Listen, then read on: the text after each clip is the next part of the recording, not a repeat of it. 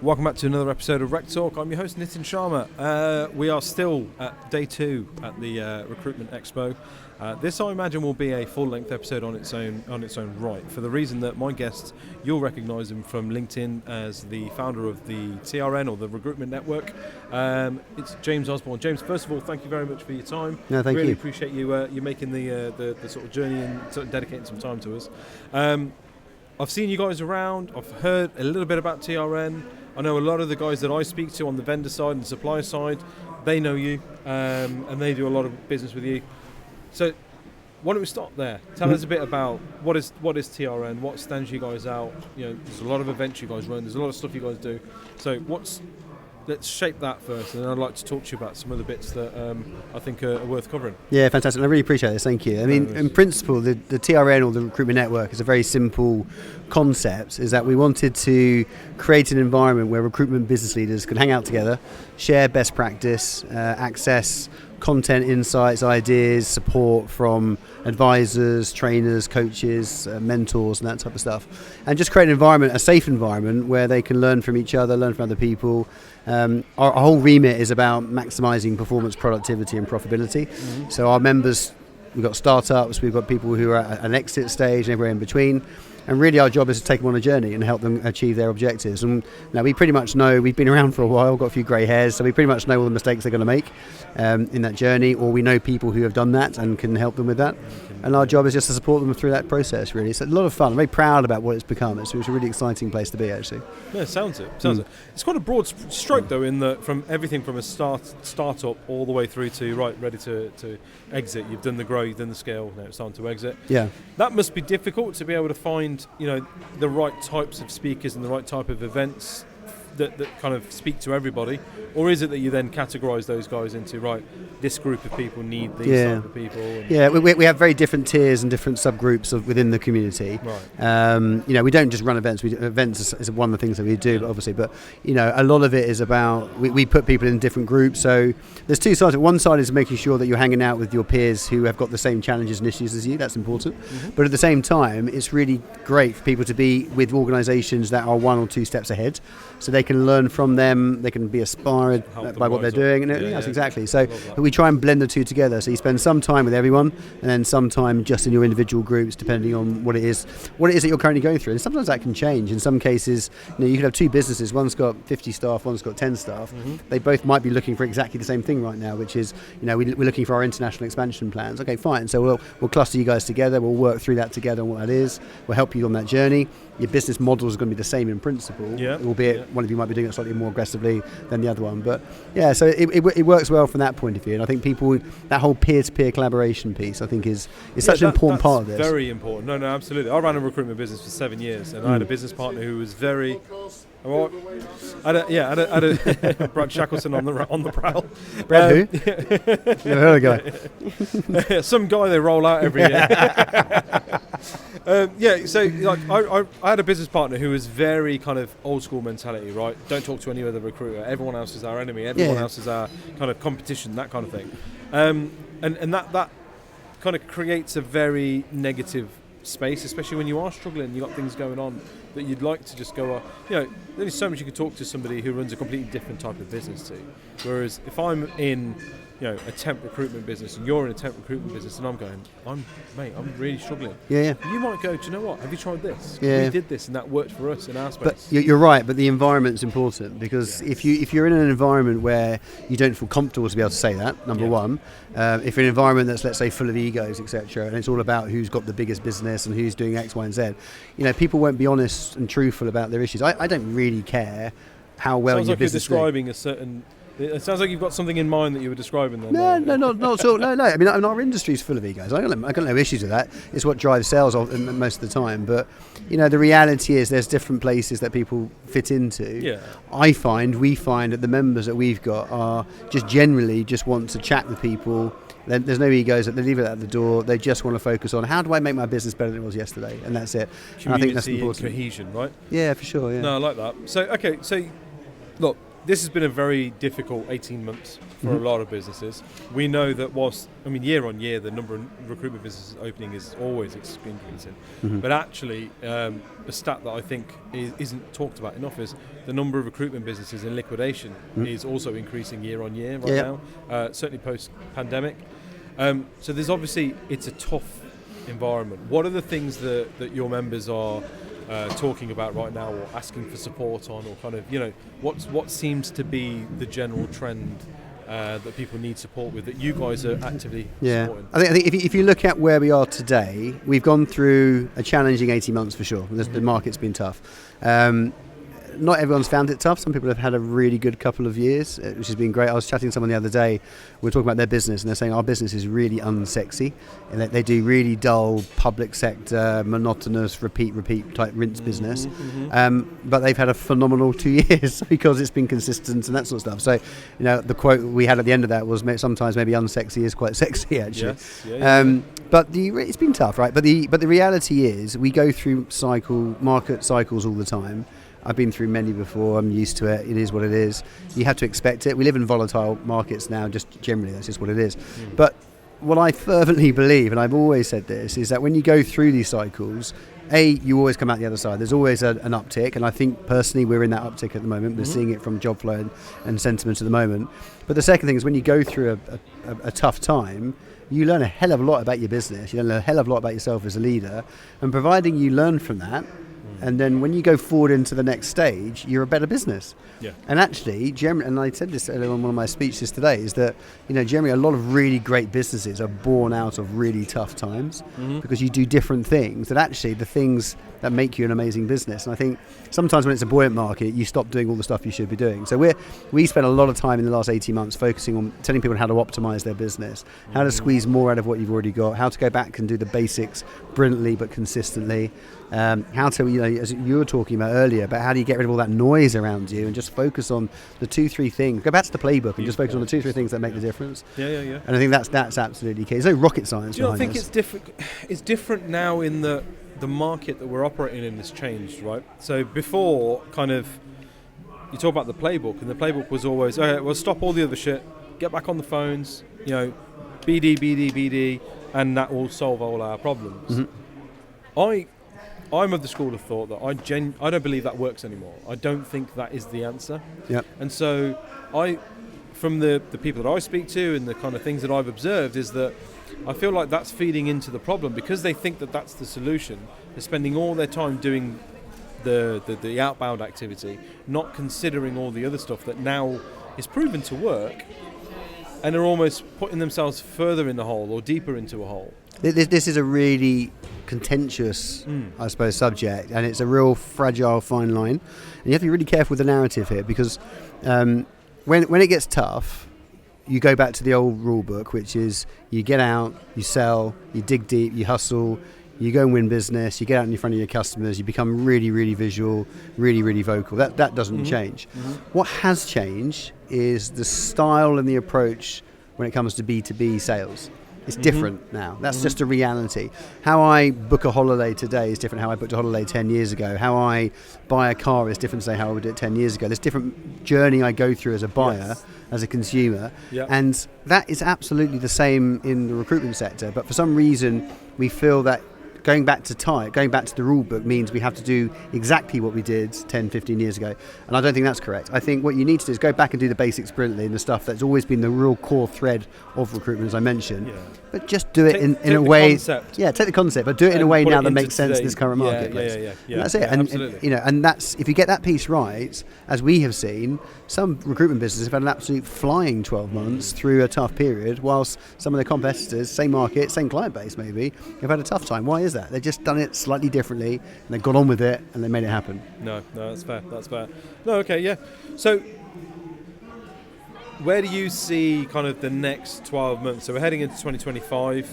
Can you and within your network, are you seeing the green shoots that everyone's talking about, or is it a bit more of a cautious approach for the next year? I have to be a little bit careful with this, because I'm an over optimist. So I always see green shoots, and there's always a shoot somewhere, as far as I'm concerned. But the reality is, there is always a market. We've got, I don't know how many recruitment companies there are today, 30,000, let's say. Few have gone, few have arrived, and that sort of thing. In theory, as long as you've got 29,000 competitors out there, there's probably a market for you to go after. So I think there's plenty of business still to go after. You just got to be really good at it now. So what does the market look like? I think we're going to have a volatile market ongoing. I think we just get used to working in volatile markets. That's the reality.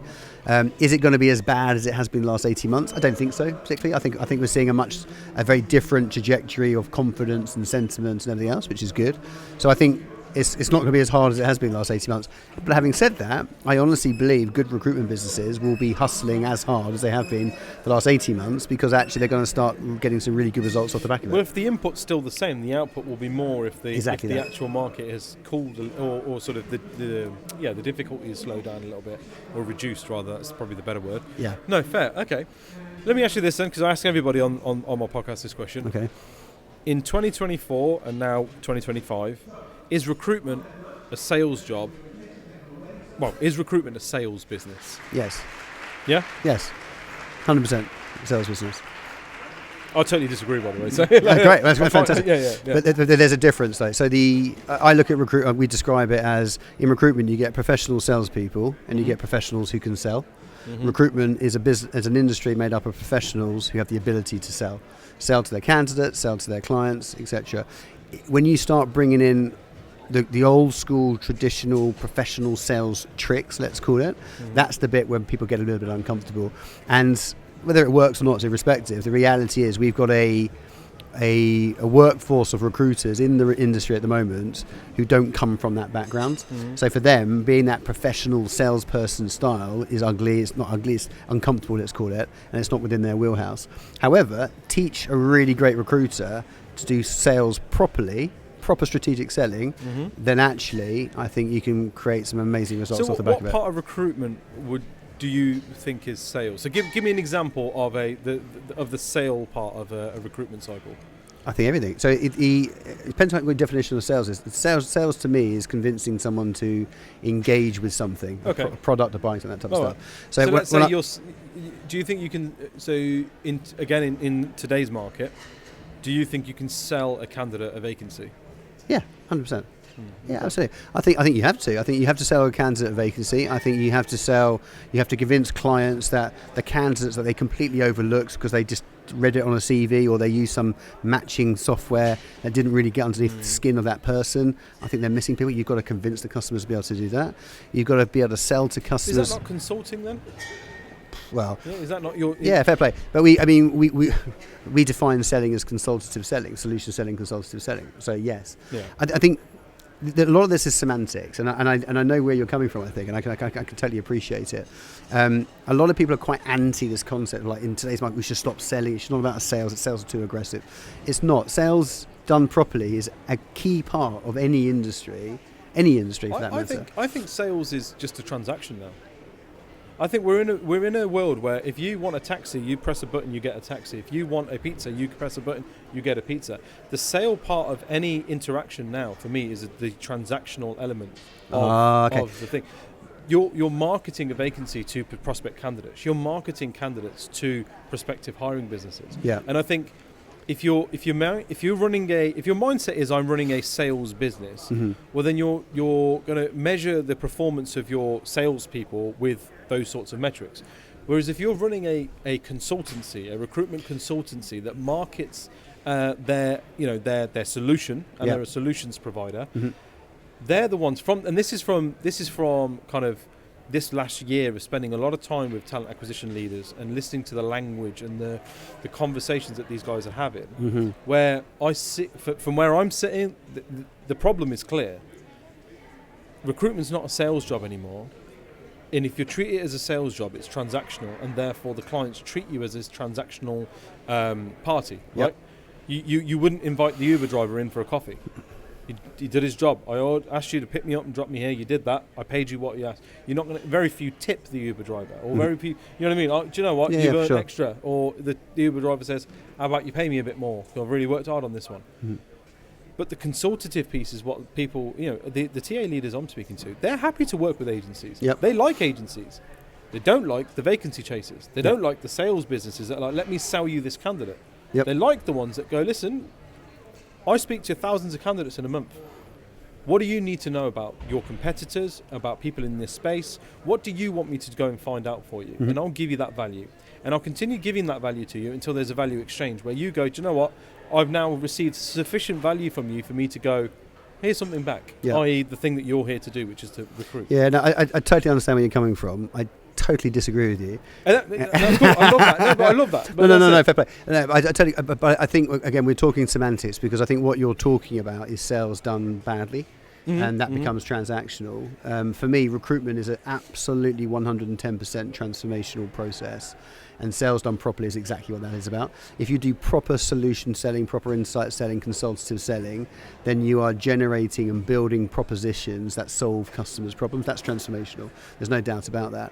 If you are just randomly doing a high volume, spec candidates out all day long and hopefully something might stick, totally agree with you on that. That is old school sales that is pretty much ugly these days, and I just don't think it works. Because we're in the information age. Yeah, but to be fair, it does still work. Let's be honest about it. It does still work if you do enough of it. But the reality is, I come from a background. But the broken clock's right 2 times a day. It doesn't mean it's a good clock. That's clever. I like that. Yeah. No, you're absolutely right. No, but the principle is, if you do enough of something and it works, right? You're making money out of it, so that creates a bit of a false economy. Do I think it's right? No, and that's where I agree with you, that actually sales done properly is transformational and should be down that route. So, but I think we have to be a little bit careful with the narrative, if I'm honest with you, because you've got a lot of recruiters out there who are hiding away, shying away from business development. Sometimes we're trying to cover it up a little bit with different language, and the risk with that is people then stop selling in any format, whether it be good, bad or ugly. And as we've proven in the last 18 months, when you stop selling in some industries or some recruitment companies, money stops. Buggered, right? No, exactly. no. But see, for me, business development is a combination of the sales and marketing, right? For me, there is no more sales versus marketing, or sales and marketing. It's one function. Marketing and should be able to. Marketing and sales are the same thing. Yeah, marketing is just the top of the funnel. That's all it is. And I get really frustrated with in the same light with marketers who don't understand, the business development aspect of what they're supposed to be doing, right? Totally. The rationale behind why you're being asked to do a podcast, or why but that's because you put marketing here, you put sales here, right, and then basically they're doing two different things, two different journeys. When marketing sits above sales, so it's the top of the funnels everybody into. So every pound, every minute, every bit of resource I spend in that channel in my marketing, I can generate X amount of placeable candidates and or client meetings at the bottom end. Yeah. Rather than asking marketing for their ROI, because sales can show theirs. Exactly. That's where the disconnect comes in. Yeah. No, I'm with you. Yeah. All right. What advice have you got? We'll wrap this up shortly, because I can see everyone's trying to get out of here now. As I'm sure you are. It's nearly pub o'clock, right? What advice have you got for recruitment business owners who have had a challenging 2024, who are looking now into 2025 and to sort of turn that corner? Optimize your business. Look at the lessons that we've learned. Realise where there's been wastage in your business, people, processes, clients, everything. There's been wastage everywhere, and now move forward with a super optimised business into a better market. You've got to be super noisy. You have to be. I mean, podcast, all this stuff that you talk about is absolutely spot on. You've got to be. Your face has to be recognised. You have to be front of mind, because there's one of those clients that you used to work with. If they start hiring again and they don't think about you, they'll forget about you and it'll go somewhere else, and you just miss another opportunity. So I suppose the two things is look at the lessons that we've learned and keep optimised in your business. As the market comes back, you've got a better business going into that market, and just get really, really bloody noisy right now and get out in front of as many customers as you can. The whole thing around AI and technology and everything else is to allow you to spend more time being human and being in front of customers. Doing the thing you're supposed to be doing. 100%. If you get that piece right, I mean, don't do what everyone's doing, like send out a mass automated sequence on emails and then sit back and go, right, just going to wait and see some jobs coming in. It's like, it ain't going to happen. That's the equivalent of sitting in a Tesla and saying, drive then. Nah. Or like self-driving cars are shit. Why? Because I sat in one and said, drive then, and it didn't do it. Well, okay, yeah. You're good with these analogies, aren't you? I like the clocks and the Tesla. I spend a lot of time with some really intelligent people, and I just sort of take little bits. So, cool. Mate, this has been so fun. Thank you so much. We should definitely do this again sometime. 100%. Really appreciate it. On a full format. Guys, thank you very much. That wraps up the day 2 and actually the entire Recruitment Expo. So thank you to the guys who organised it. Thank you to all the guests. We will see you again next week. Thank you. Thanks. That's interesting.